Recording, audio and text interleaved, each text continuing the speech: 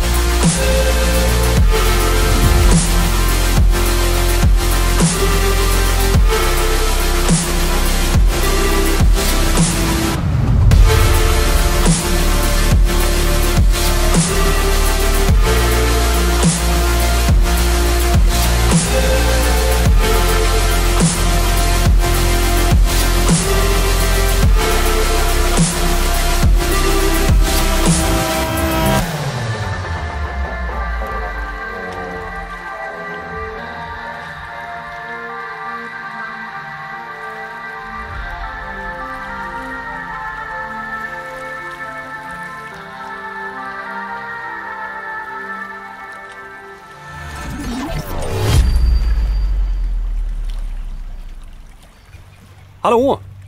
Peter här. Standing in the Gothenburg archipelago. Highly recommend you to go here if you haven't been here. If you're planning on going to Sweden, Gothenburg is the place, not Stockholm. I'm not a huge fan of Stockholm. It's a nollottor och grejer, det är inte bra. I just want to start this video out by saying a huge thank you to DJI for sponsoring this video. And if you're here seeing me for the first time, don't forget to hit that subscribe button. And I really hope that you're pumped to learn how to use a gimbal, because we're gonna go through all the nitty-gritty stuff in this video.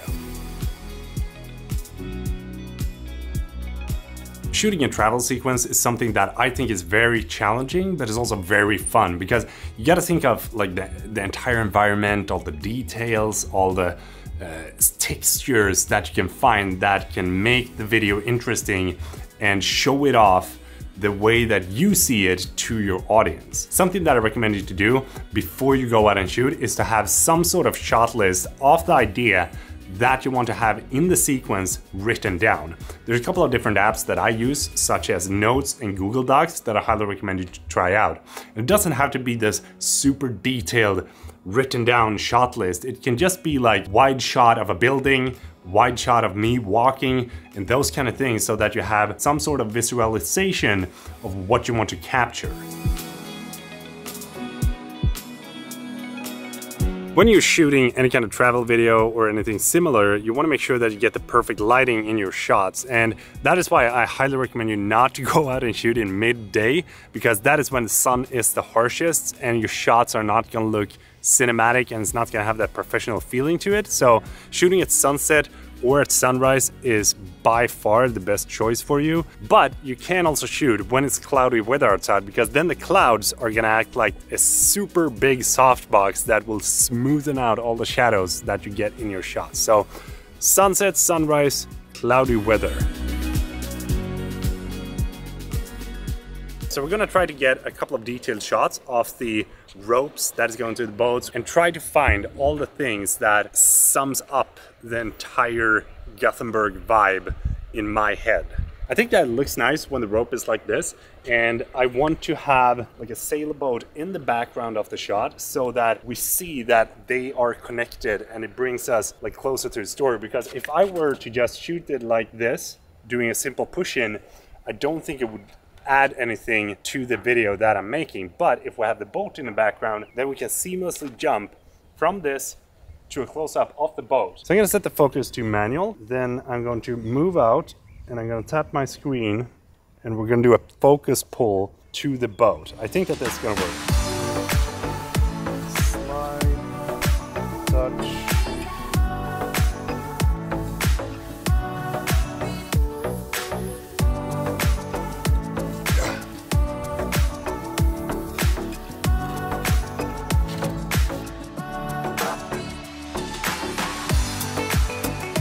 Getting detailed shots of the environment is something that looks very good, but it has to be like combined with some wide shots and some sort of movement as well. And that is why I personally like to have a little bit of the wider lenses on my camera whenever I'm shooting with the gimbal, because I think it looks cool. I think it gives you this hero kind of feeling, and it's also allowing you to be more creative with the environment around you.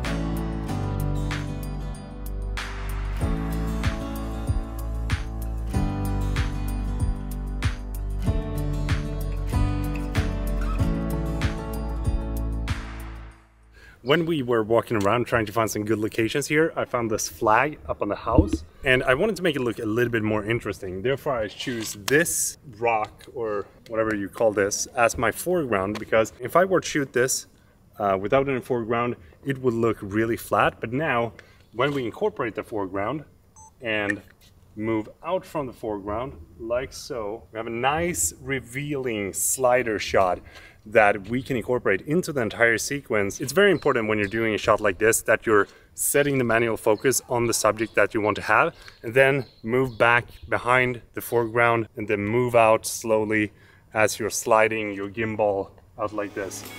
Like a ninja.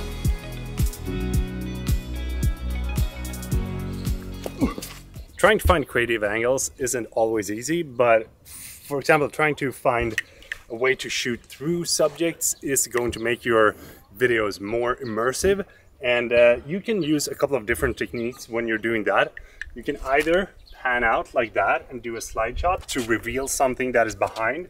You can do a push in so that we go through the Swedish brygga, as we say here. Most of the shots that you're taking with the gimbal can also be done in reverse. For example, if you have trouble walking up, then you can start with the gimbal in this position and then walk with it slightly back, because when you get into post, then you can reverse it, but just make sure that there's no people walking backwards and that kind of stuff, because it might look weird. When you're walking around trying to find good frames, something that you can think of is how the background looks, but also how the foreground looks and how much movement that you can do to get the shot. I'm thinking that we're gonna go with the 24mm here and then slowly push in like this as we're doing some sort of like fake jib shot. So start from low and then end up high.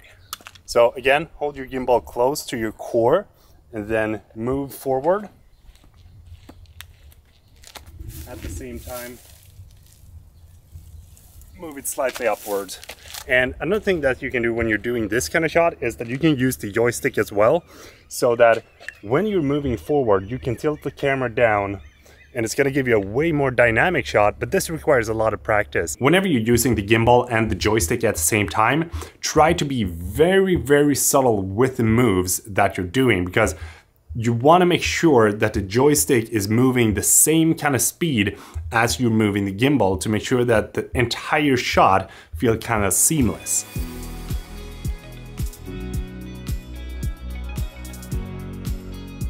Something that is very popular in these kind of travel sequences is having cool transitions. And cool transitions doesn't have to be hard. Like, some of them are actually very easy to do, such as the ones that we used in this video. The only thing that we did was that my subject was walking from one place and then walked behind the subject, and then we went to the new place and tried to find something with similar color and texture so that we could move the camera behind that and then start the recording and move out again. And then when we jump into the editing process, the only thing that we had to do was a hard cut in between, and then we'll have two clips that feels like a really nice, well thought out transition. And we used the same technique for the orbit shot as well, where we just moved into my subject's shirt and then moved back out from it, so that when we piece these two together, we have a nice orbit of us being in one place and then orbiting around Anton in a different place.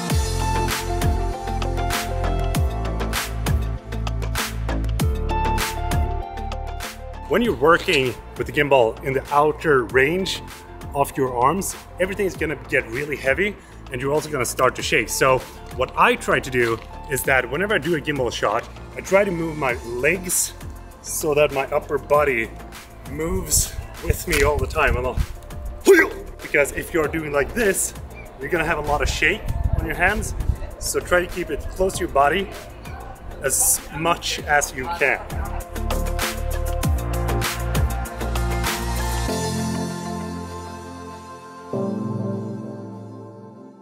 Whenever you want to get some good shots with your gimbal and walk at the same time, you want to make sure that you're doing the ninja walk. And we've talked about this before, but it definitely is worth repeating because ninja walk is crucial as a filmmaker.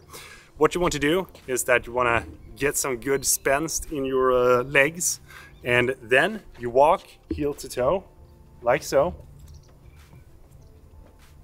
And the difference that it makes in the video is astounding, especially when you see someone walking with a gimbal and not doing the ninja walk, and then someone walking with a gimbal and doing the ninja walk. I mainly use manual focus when I'm shooting with a gimbal, unless there's a person in the shot, because when there's a person in a shot, I use IAF on my A7S III because it's so accurate so that I don't have to worry.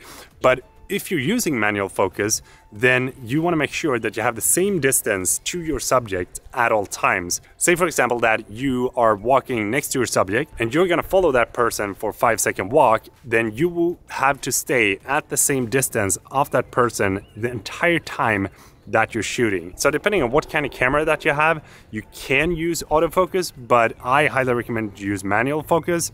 If you are choosing to use autofocus on your camera, do use spot focus or zone focus so that you know where your camera is going to focus when you're getting the shot. Whenever I'm shooting these kind of gimbal shots, I try to stay in the PF mode, the pan follow, because it feels like this is the best for me for those kind of shots that I want to have, especially if you want to replicate the things that I did in this video. And yeah, I think that is it for me.